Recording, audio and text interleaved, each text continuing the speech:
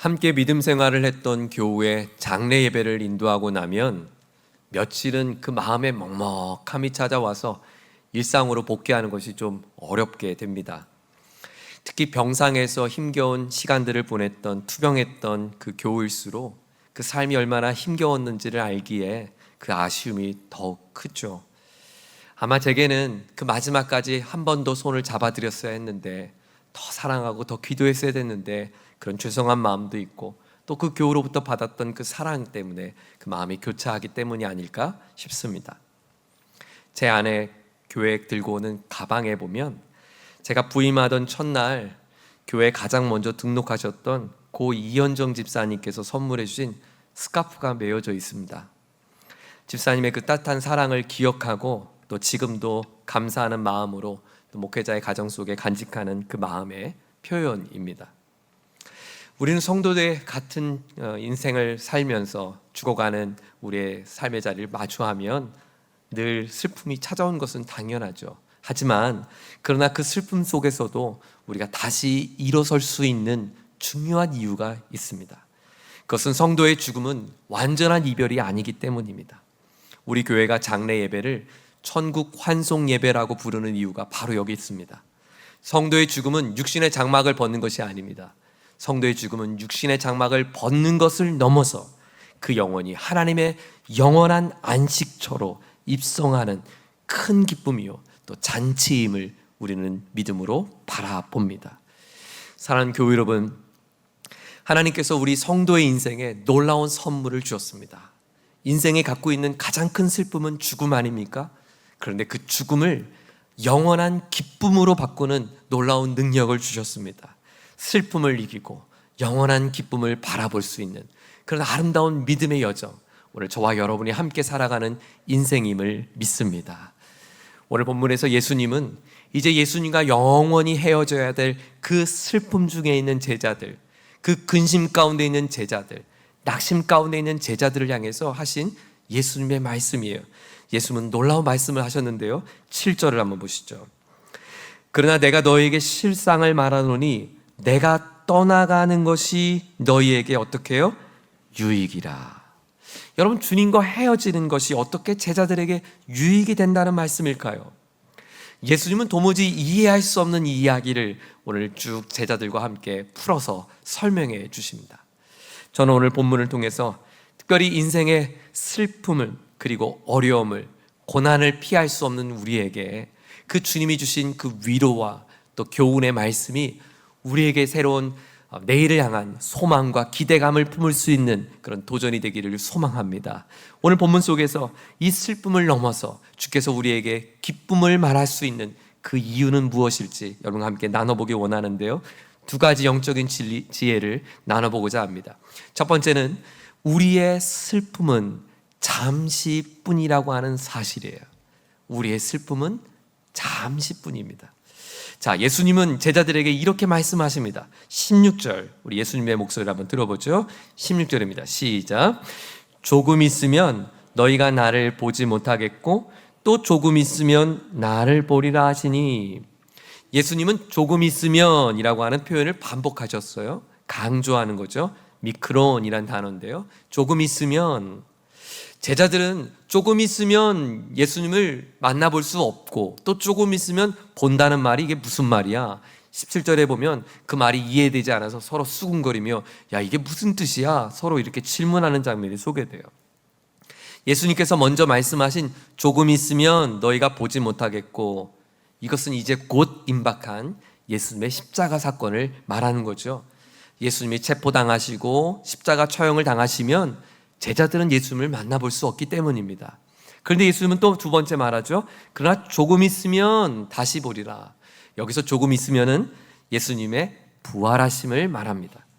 이제 제자들은 육체의 예수님을 보지 못했다가 사흘 만에 부활하신 예수님을 목격하고 다시 보게 될 것이다 라고 말씀하셨어요.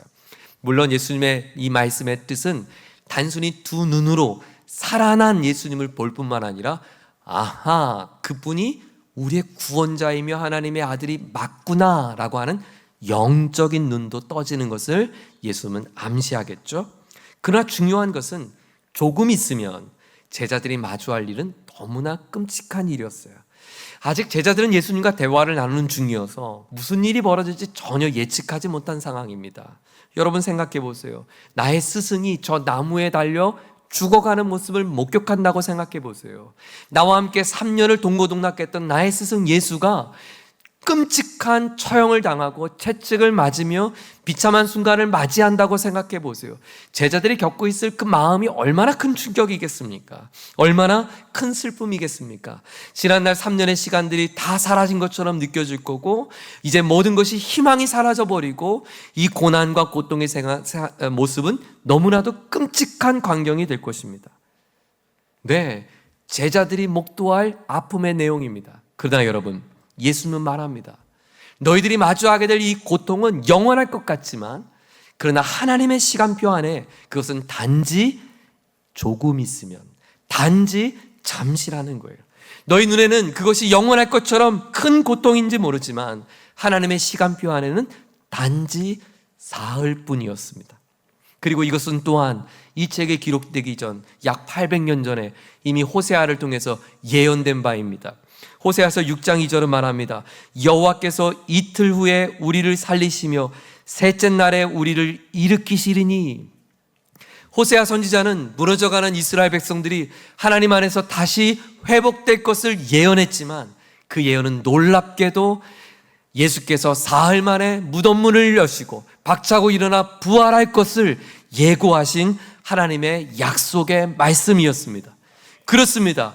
제자들이 목도할 그 끔찍한 일은 이미 구약시대 때부터 하나님께서 준비하셨고, 그 준비하신 일이 예수 그리스도 안에서 완벽히 성취되었음을 성경은 말씀합니다.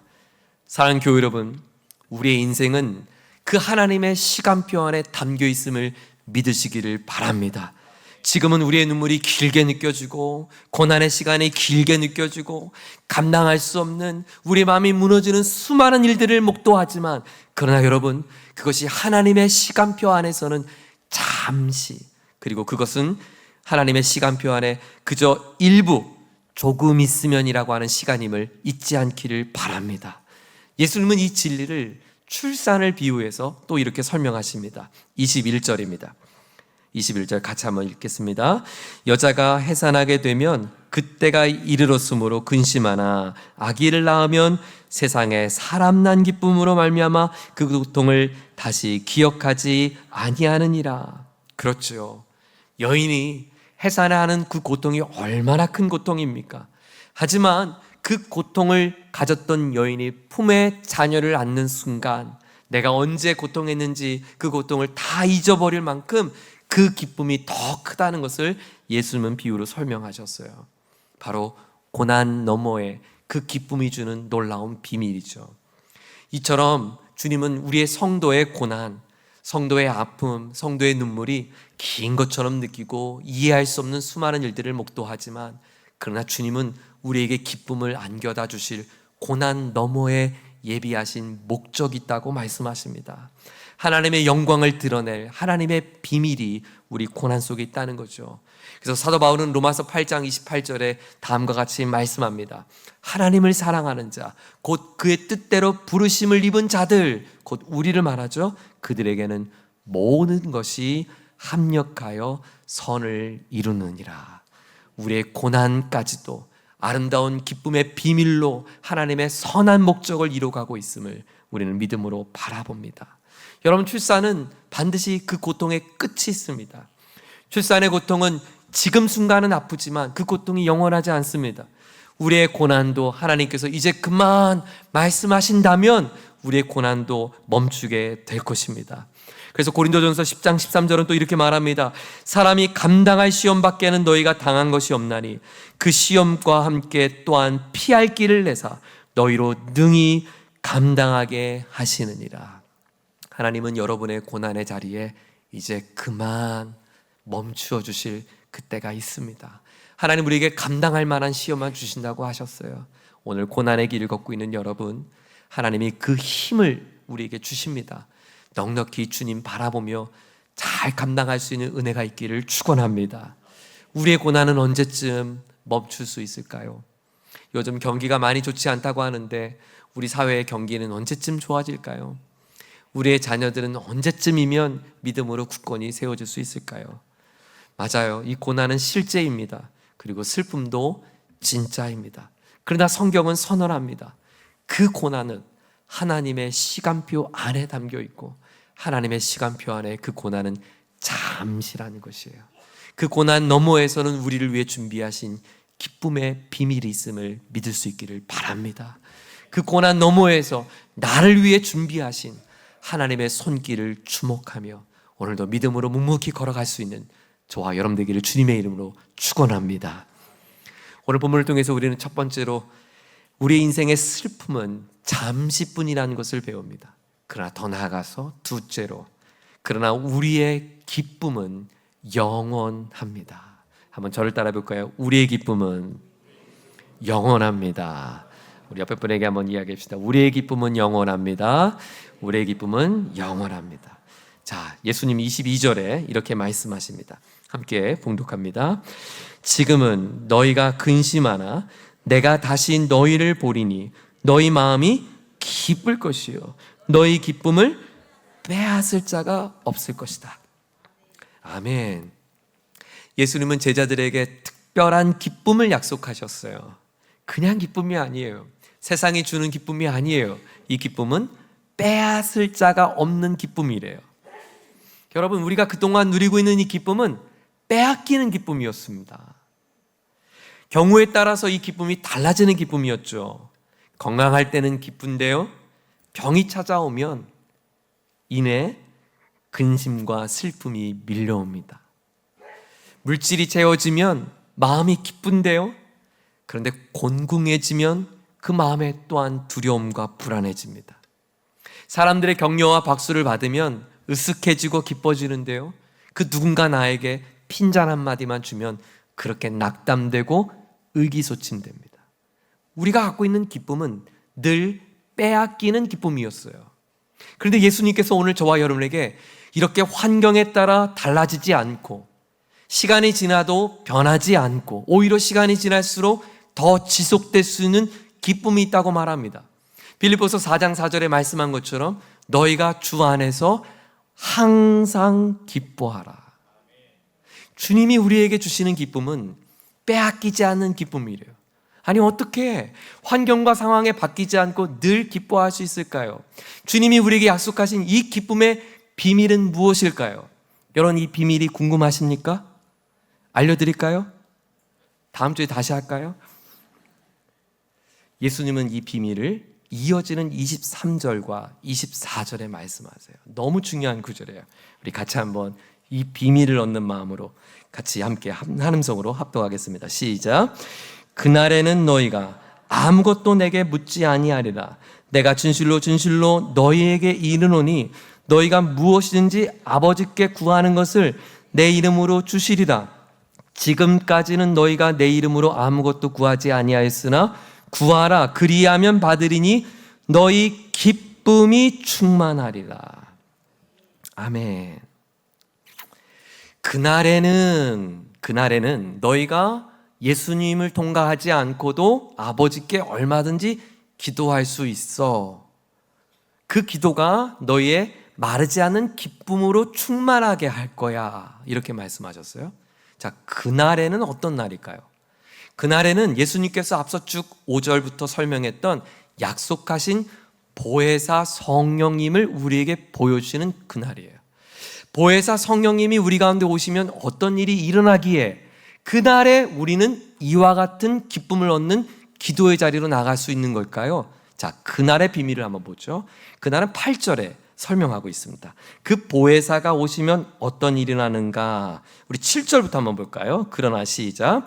그러나 내가 너에게 실상을 말하노니 내가 떠나가는 것이 너에게 유익이라. 내가 떠나가지 아니하면 보혜사가 너에게로 오시지 아니할 것이요 가면 내가 그를 너희에게 보내리니. 자, 보혜사가 오면 8절입니다. 시작.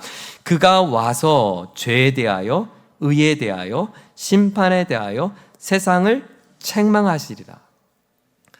아니, 그날이 어떤 날이길래 이 기쁨이 충만한다는 걸까요?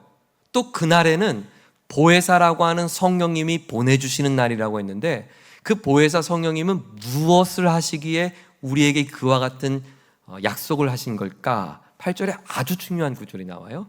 그 보혜사 성령님께서 하시는 일은 세 가지를 책망하시는데요. 첫 번째는 죄에 대하여, 두 번째는 의에 대하여, 세 번째는 심판에 대하여. 근데 여러분, 죄에 대해서, 의에 대하여, 심판에 대해서 책망한다는 건 또 무슨 말이에요? 책망한다라고 하는 말을 들으면 제일 먼저 떠오르는 느낌은 꾸짖는 장면이 나오죠. 보혜사 성령님이 우리에게 죄를 꾸짖고 의를 꾸짖고 그리고 심판을 꾸짖는 것처럼 느껴지면 이 본문 구절이 이해가 안 돼요. 읽혀지지가 않아요. 여기서 말하는 이 꾸짖다라는 엘렌코라고 하는 이 단어는 사실 책망하다는 단어는 우리의 이미지 갖고 있는 꾸짖는 이미지가 아니에요. 더 정확하게 번역하면 하나님이 우리를 깨우치는 거예요. 아, 그런 거구나. 깨우치면 흔들리지 않죠. 그래서 더 정확한 번역은 그 보혜사 성령님이 우리에게 알려주셔서 우리가 흔들리지 않게 한대요. 세 가지에 대해서, 죄에 대해서 흔들리지 않고, 의에 대해서 흔들리지 않고, 심판에 대해서 흔들리지 않는 단단한 마음이 되게 한다는 거예요. 자, 그러면 이 죄에 대해서 깨닫는 건 또 뭘까요? 친절하게도 예수님은 설명하셨어요. 9절입니다. 죄에 대하여라 함은 그들이 나를 믿지 않는 것이다. 하나님을 등지고 떠나가서 하나님 없이 살아가는 것, 그것이 죄라는 거예요. 맞아요. 내가 하나님인 양 사는 거예요. 야, 하나님은 없고 그냥 내 힘으로 내 능력으로 사는 거지. 뭘 하나님을 믿고 그래. 그런 약해 빠진 생각 갖지 마. 너 자신을 신뢰해. 하나님 없이 살아가는 그 상태가 죄인 거예요. 그래서 성령님이 깨우치는 거예요. 아, 내가 하나님 없이 지금까지 살았던 게 이토록 어리석은 일이었구나. 바보였구나. 아, 내가 아무것도 아닌데 그저 흙의 먼지에서 불과했던 나의 존재인데 내가 뭐라고 하나님 앞에 교만했구나. 그래서 나는 하나님의 은혜가 필요한 존재이구나 라는 것을 깨우치게 하신다는 거예요. 여러분, 저와 여러분의 인생에 하나님 없이 살 수 없다는 그 가난한 마음이 빨리 깨우쳐지기를 축원합니다. 그 일을 성령님이 하신다는 거예요. 성령님이 우리를 깨우쳐 주신 거예요. 자, 두 번째, 뿐만 아니라 의에 대하여 깨우친다. 자, 의도 이렇게 설명하죠. 10절에 보면 내가 아버지께로 가는 것이다 라고 설명했어요. 아, 이것도 무슨 말이에요? 예수님께서 지금 아버지께로 가는 것이 하나님과 나와의 관계를 회복하는 의로운 일이라는 거예요. 이 대화를 듣는 제자들은 아직 예수님의 십자가를 목격하지 않았죠. 그래서 예수님은 내가 너희가 그 심각한 죄인임을 깨닫게 했고 그 심각한 죄인 너희들이 하나님과 화해를 이루기 위해 나는 아버지께로 가는 거야. 예수님께서 어떻게 아버지께로 가셨죠? 우리의 그 죄를 짊어지기 위하여 십자가에 처형당하심으로 하나님 우편에 앉으셔서 오늘도 저와 여러분의 하나님과 우리와의 화해를 이루기 위한 중재자, 중보의 역할을 감당하시기 위하여 예수님은 아버지께로 가신 겁니다. 아, 그 예수님이 나를 위해 십자가에서 죽으신 것이 그 나의 이 엉터리 같은 죄인을 구원하는 거였구나. 내가 예수님으로 말미암아 나의 죄가 용서함 받고 그 예수님으로 말미암아 하나님과 나와의 의로운 관계가 되었구나라는 것을 깨닫게 된다는 거예요. 이 깨달음을 누가 하십니까? 성령님이 깨닫게 하신다는 거죠. 자, 끝이 아닙니다. 세 번째, 심판에 대하여 깨닫는 거예요. 이 심판은 11절에 이 세상 임금이 심판을 받으리라. 우리가 죄인으로 살 동안 이 세상의 임금, 거짓 임금이 우리를 죄의 종노릇하게 했어요. 그래서 끊임없이 죄를 탐닉하게 하고 죄를 쫓게 하고 죄인된 인생으로 머물게 했어요. 그것이 거짓된 세상의 임금이에요. 그러나 예수님께서 십자가에 죽으셔서 죄값을 치렀을 뿐만 아니라 그 사망을 깨뜨리고 승리하며 부활하심으로 말미암아 사단의 머리를 밟으시고 승리하셨습니다. 그래서 하나님의 심판이 죄를 지은 우리에게 임한 것이 아니라 우리를 죄인 삼게 만드는 그 사단이 이 심판을 받게 되었구나 라는 것을 깨닫겠다는 거예요. 이것을 누가 하십니까? 성령님이 하시는 거예요. 그러므로 성령님이 하시는 이 세 가지 일은 내가 얼마나 죄인인가, 그리고 이 죄인이 구원을 이루기 위해선 예수님의 십자가를 통해야 되는구나, 그리고 예수님께서 부활하심을 통하여 나도 주님과 함께 사망에서 종노릇 하지 않고 부활의 승리를 하며 사단의 머리를 밟을 수 있는 승리를 주셨구나, 이것을 깨닫는 거예요. 한마디로 말하면 성령님은 우리에게 구원을 이루십니다. 구원을 깨닫게 하신 거예요. 자, 그날에 그 성령님이 구원을 깨닫게 하신 그것을 경험한 그날에 오늘 여러분에게 질문합니다. 예수님이 우리의 모든 죄값을 치르시고 십자가에 달려 죽으셨음을 믿으십니까? 예수님께서 죽으셨을 뿐만 아니라 사흘 만에 부활하셔서 모든 사망의 권세를 깨뜨렸음을 믿으십니까?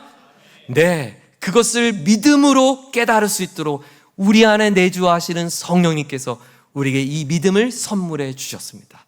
자, 이제 그날은 곧 우리에게 행하신 이야기예요. 자, 그날에 이것을 깨닫는 우리에게 어떤 일이 납니까? 23절 하반절에 너희가 무엇이든지 아버지께 구하는 것을 주님은 응답해 주시겠다고 약속해 주셨습니다. 할렐루야. 우리가 무엇을 구하든지 주님이 응답하신다는 거예요. 여러분 보세요. 세상에서 얻는 기쁨은 내가 건강을 얻으면 기뻐져요. 가슴이 철렁입니다. 의사가 더 진단해보자고 선고하면 가슴이 철렁해져요.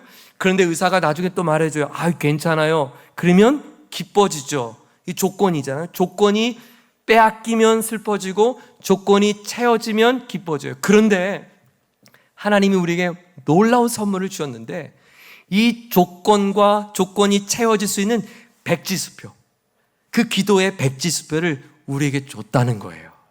어떤 상황에도, 어떤 슬픔에도, 어떤 고난에도 우리가 이 기쁨으로 채울 수 있는 백지수표를 주셨다는 거예요.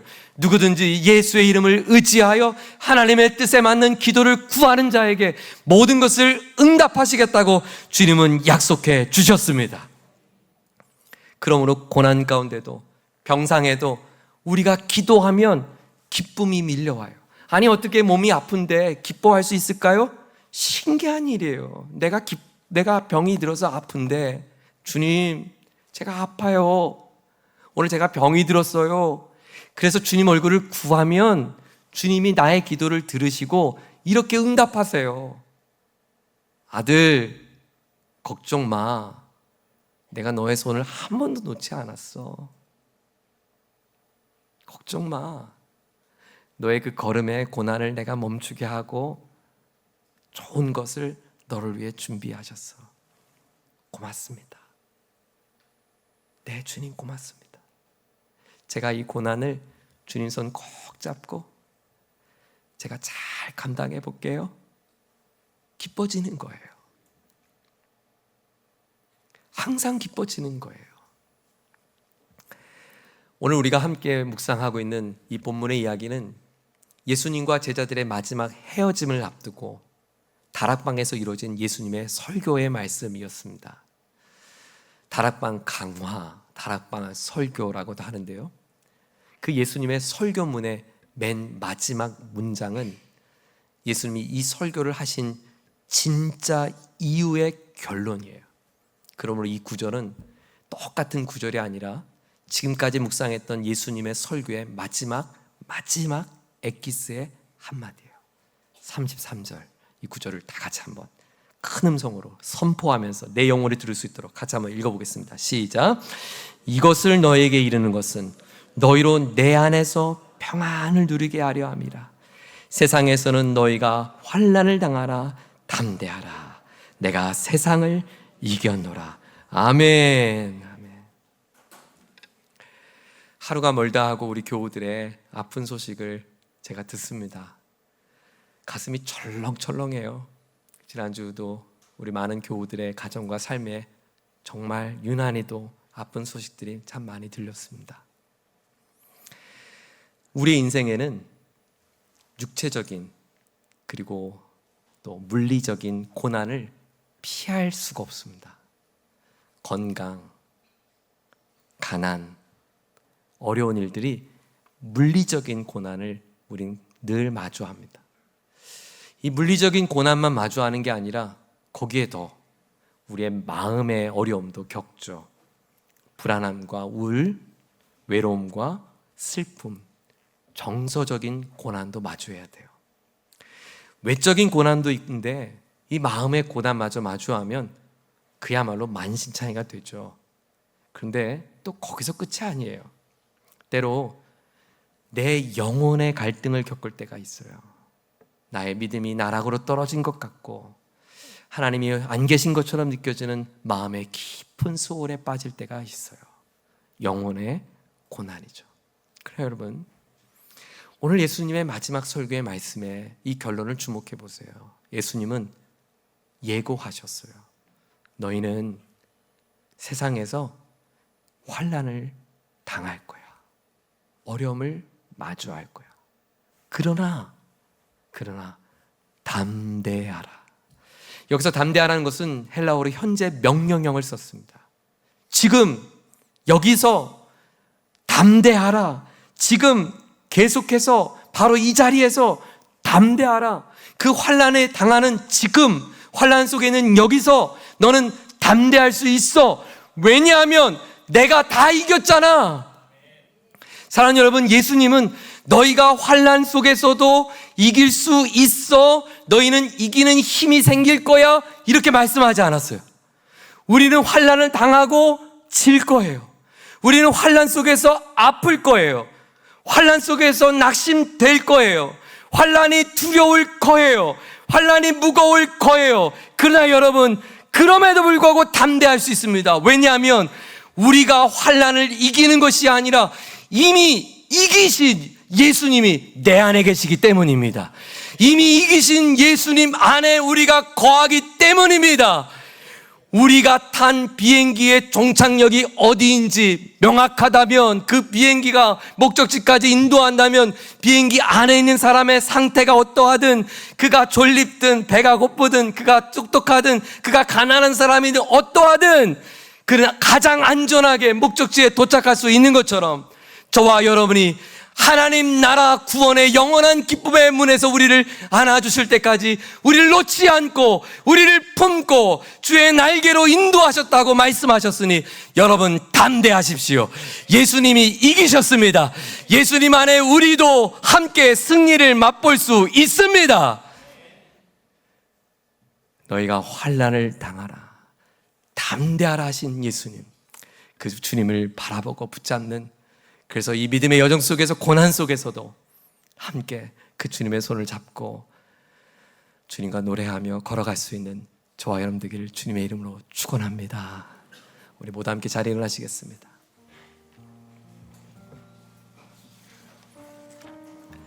찬송가 539장의 고백을 하나님 앞에 올려드리겠습니다. 너 예수께 조용히 나가 내 모든 짐을 내려놓고 주 십자가 사랑을 믿어 죄사함을 너 받으라. 주 예수께 조용히 나가 내 마음을 쏟아놓으라. 늘 은밀히 보시는 주님 큰 은혜를 베푸시리. 그렇습니다. 신앙생활은 어느 한 목회자를 주목하며 바라보는 것이 아닙니다. 어느 유명한 교회에 내가 소속되어 있으면 안전한 것도 아닙니다. 믿음 생활은 여러분이 직접 나의 삶의 표대이신 예수님께 붙들려 살아가는 것입니다. 그러면 그 예수님이 우리를 안전하게 그 영원한 기쁨의 안식처로 인도해 주십니다. 너 예수께 같이 찬양하겠습니다.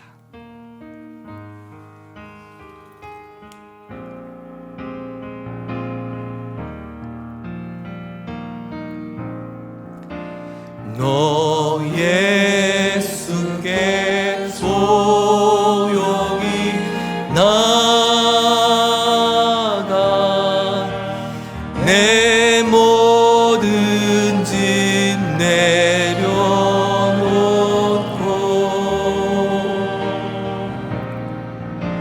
주 십자가 사랑을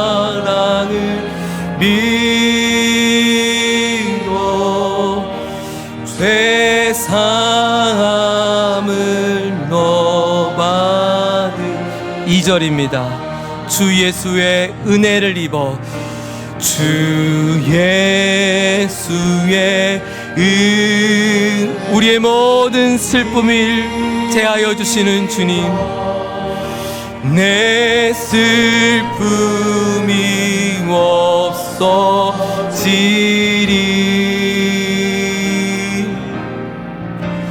내 이웃을 늘 사랑하여 너 받은 것. 우리 3절은 우리 성가대만 한번 찬양해 보겠습니다. 3절 주 예수를.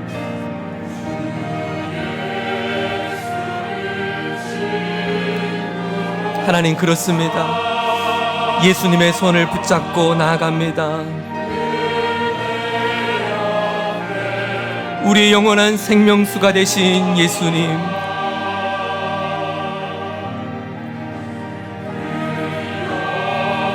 우리의 목마른 마음을 목축이시고 갈급한 우리 영혼에 주의 생수를 부어 주시옵소서.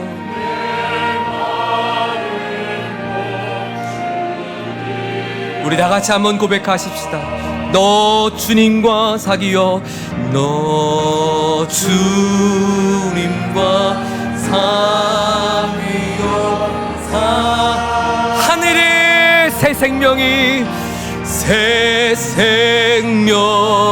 차고도 넘칠 것입니다. 리라. 누구든지 주 예수를 부르짖기만 하면 예수를 찾느니 어둠이 물러가며 참 밝은 빛 비추어라. 주 예수께 더 가까이 나갑니다. 주 예수께 소용이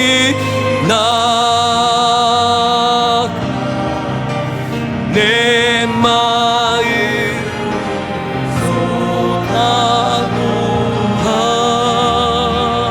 늘은 미리 보시는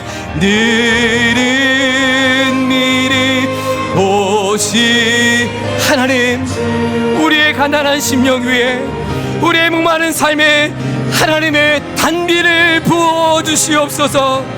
우리 주님 앞에 손을 들어 고백하십시다. 주 예수께 더 가까이 나갑니다. 주 예수께 소용이 나의 모든 마음을 주님께, 내 마음을 쏟아놓으라. 늘은 미리 보시는 주여, 우리 인생에 하늘의 은혜를 내셔서 그 은혜를 다시 한번 고백하십시다. 주 예수님께만 조용히 나가. 예수께 소용. 여러분의 고민이 무엇입니까? 여러분의 아픔이 무엇입니까? 이 아침에 주의 십자가 앞에 내려놓으십시오. 주 앞에 다 쏟아내십시오. 노라. 그리하면 늘은 미리 보시는 주님, 늘은 미리 보시는 주님, 큰 은혜를 베푸시리. 오늘 주신 말씀을 붙들고 다 함께 기도하기 원합니다. 하나님 아버지, 오늘 나의 인생이 하나님의 시간표 안에 안전히 거하고 있음을 믿음으로 고백합니다. 오늘 우리의 겪는 고난과 눈물이 길게만 느껴지지만 주님 안에서는 잠시입니다. 하나님이 이제 그만하시면 우리의 슬픔도 거둬가시고 새 기쁨을 주실 줄 믿습니다. 하나님, 고난 속에도 하나님의 시간표를 믿고 인내하게 하여 주시옵소서.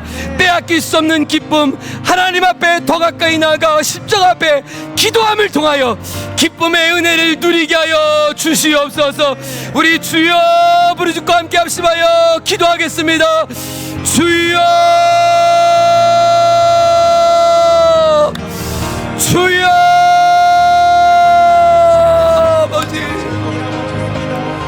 하나님, 고난과 슬픔을 겪는 우리의 인생 가운데 너의 고난이 영원하지 않고 너의 아픔이 영원하지 않으며 내가 너를 위해 준비한 아름다운 삶이 있다고 말씀해 주니 감사합니다. 오 주님, 우리가 이 고난을 믿음으로 견디며 소망으로 주님을 바라보며 하나님의 기쁨을 주신 영원한 날을 꿈꾸며 고대하며 살게 하여 주옵소서.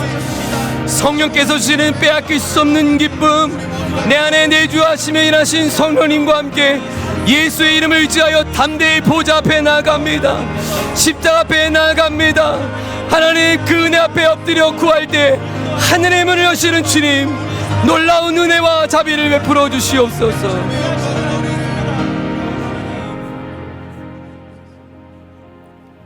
하나님, 우리 사랑하는 교우들의 눈물을, 아픔을, 신음을 주님은 잘 아십니다.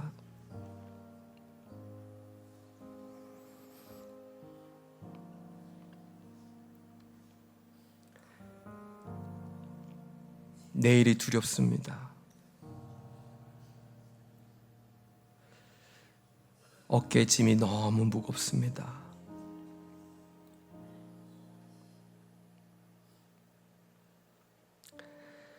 그러나 하나님, 이 세상에서 우리가 크고 작은 환난을 당해도 주님 안에서 담대할 수 있는 소망을 주셔서 감사합니다. 내가 강하기에, 내가 힘이 있기에, 능력이 있기에 이길 수 있는 것이 아니라 주님이 이기셨습니다. 주님이 나를 대신하여 승리를 주셨습니다. 나는 주님의 승리 안에 거합니다. 오늘 넘어져도, 오늘 실패한 나이지만, 오늘 주저앉은 나이지만 내가 주님 안에 거하면 나도 주님의 승리를 누릴 수 있음을 믿고 감사합니다. 그날에, 그 놀라운 구원을 경험한 그날에 누구든지 아버지 앞에 담대히 나가 기도할 수 있는 이 놀라운 특권을 주셨는데, 이번 한 주간 사랑하는 가족을 위해서, 자신의 인생을 위해서 기도의 자리로 함께 기도하며 주님이 주신 큰 기쁨의 비밀을 누릴 수 있는 우리 모두가 되게 하여 주시옵소서. 기도할 수 있는데 왜 걱정하십니까? 기도할 수 있는데 왜 걱정하십니까? 하나님이신 놀라운 기도의 선물을 가지고 믿음의 여정을 걸어가는 우리 모든 교우들을 주님 축복하여 주시옵소서. 주 예수 그리스도의 크신 은혜와 하나님 아버지의 담없는 사랑과 성령님의 깨닫게 하시는 은혜가 주님과 함께 기도하며 슬픔을 영원한 기쁨으로, 그 능력 있는 삶으로 살기를 다짐하는, 고백하는 우리 모두에게 이제로부터 영원까지 함께하여 주옵시기를 존귀하신 예수님의 이름으로 간절히 축원하옵나이다. 아멘.